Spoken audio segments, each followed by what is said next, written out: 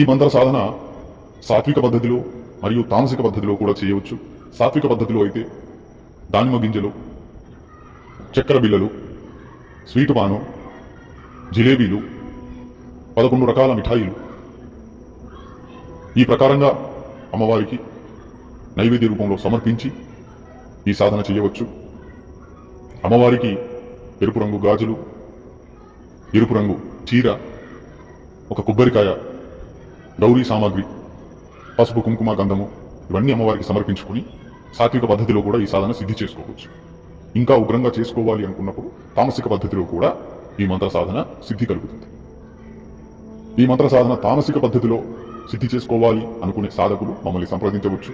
అలాగే సాధనలో ఎలాంటి అనుభవాలు లేని వాళ్ళు, ఒక్క సాధన కూడా చేయని వాళ్ళు ఇలాంటి సాధన అనేది డైరెక్ట్గా చేయకూడదు. అనుభవాలు లేని వాళ్ళు సాధన ప్రపంచంలో గురుమంత్ర దీక్ష కావచ్చు, అలాగే ఇలాంటి ఉగ్ర సాధనలకు భయభ్రాంతులు చెందకుండా ఒక రక్షా కవచం వేసుకోవడానికి రక్షణ విద్య కావచ్చు, రక్షామంత్ర సిద్ధి కావచ్చు, ఇవి చేసుకుని సాధకులు దివ్య దృష్టి సాధన అనేది చేయాలి. ఈ సాధన ద్వారా సాధకులకు స్వప్నంలో కానీ లేదా తన సాధకుడి మనసులో కానీ ప్రశ్నకి సమాధానం అనేది అందించడం జరుగుతుంది.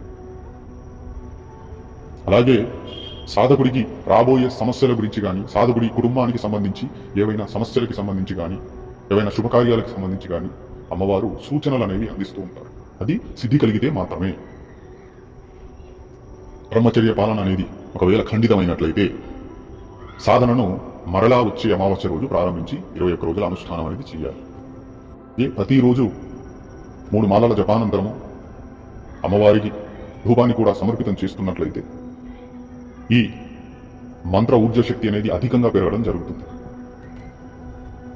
గుర్తుపెట్టుకోండి, దివ్య దృష్టి విద్య అనేది లోక కళ్యాణం కొరకు, సమాజ శ్రేయస్సు కొరకు మాత్రమే వినియోగించాలి. ఈ విద్యను దుర్వినియోగం అనేది చేయకూడదు. అలాగే దివ్య దృష్టి మంత్రం అనేది, దక్షిణకాళి అమ్మవారి దివ్య దృష్టి మంత్రం అనేది గురుముఖం ద్వారానే మంత్రోపదేశం తీసుకుని సాధన చేయాలి. డైరెక్ట్గా సాధన చేయకూడదు. ఎందుకంటే గురువుకి ఆ మంత్రం సిద్ధి కలిగి ఉంటుంది కనుక ఆ మంత్రాన్ని వినియోగించడంలో గురువుకి అర్హత ఉంటుంది. అలాగే గురువు ద్వారా ఆ మంత్రాన్ని పొందినట్లయితే ఆ మంత్రం పైన అర్హత అనేది, మంత్రం జపించేందుకు అర్హత అనేది ఆ యొక్క సాధకుడికి రావడం జరుగుతుంది. ఈ సాధనలో జరిగే అనుభవాలు కూడా ఎవరికి చెప్పుకోకూడదు.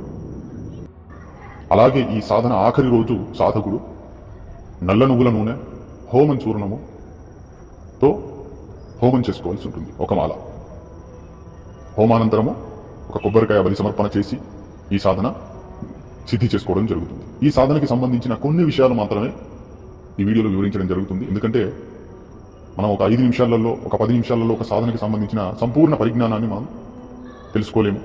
ఎందుకంటే ఒక 41 రోజుల అనుష్ఠానం తీసుకోండి, ఒక 21 రోజుల అనుష్ఠానం తీసుకోండి. ఆ ఒక 21 రోజులను లేదా 41 రోజులను మనం ఒక 5-10 నిమిషాలలో ఆ యొక్క సంపూర్ణ విషయాలను మనం తెలుసుకోలేము. సాధనలో ప్రతి ఒక్క రోజు భిన్నమైన అనుభవాలు జరుగుతుంటాయి. ఒకరోజు జరిగే అనుభవం అనేది సాధనలో అదే అనుభవం అనేది మళ్ళీ జరగదు. ఒక విచిత్రమైన అనుభవం జరుగుతుంది, ఇంకో విచిత్రమైన అనుభవం జరుగుతుంది. ఈ ప్రకారంగా సాధనలలో రకరకాల అనుభవాలు జరుగుతాయి.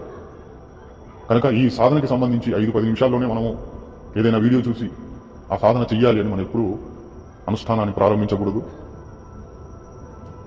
చాలా జాగ్రత్తగా ప్రతి సాధనను మనం చెయ్యాలి.